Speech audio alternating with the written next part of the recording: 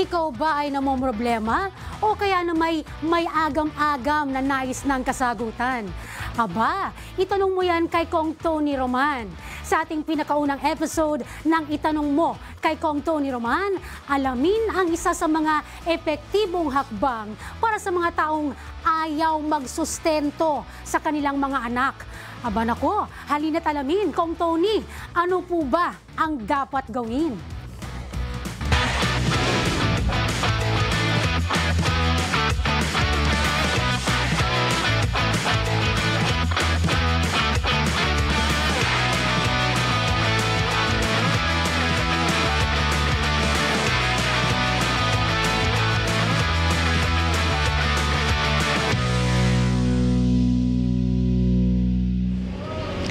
Ano po bang pwede kong gawin sa mister ko na ayaw magbigay ng sustento para sa anak naming wala pang 1 taong gulang?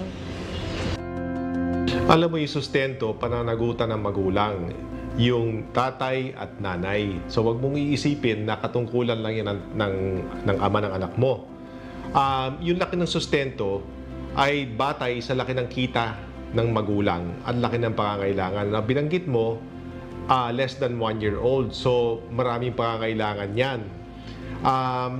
Pagka hindi nagbigay yung mister mo ng sustento, paglabag ng batas yan.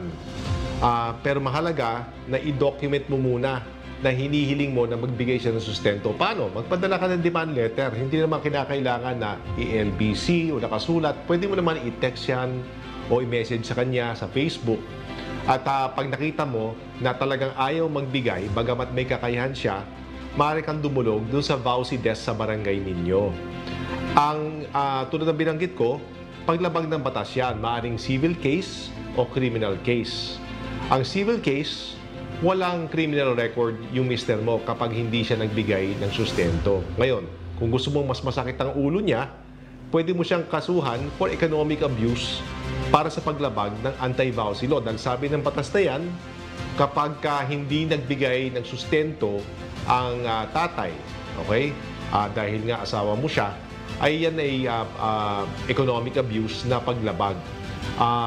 Mas malala kapag criminal case kasi nagkakaroon ng criminal record.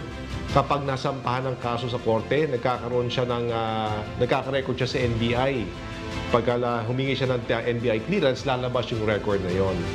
So, pero siyempre, kung ikaw may trabaho din, tandaan, meron ka ring pananagutan na suportahan ang anak mo. So, tulungan kayo.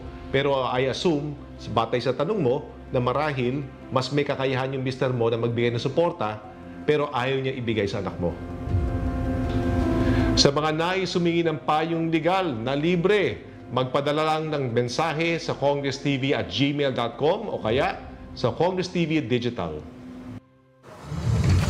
Isang tanong ng ating kababayan na may pag-alinlangan ang nasagot ni Kong Tony Roman. Kaya huwag palalangpasin ang susunod na episode natin dahil baka tanong mo na ang sunod na sasagutin.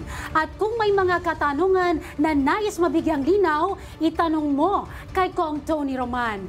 Mag-comment sa aming social media pages o email kami sa congresstv24@gmail.com.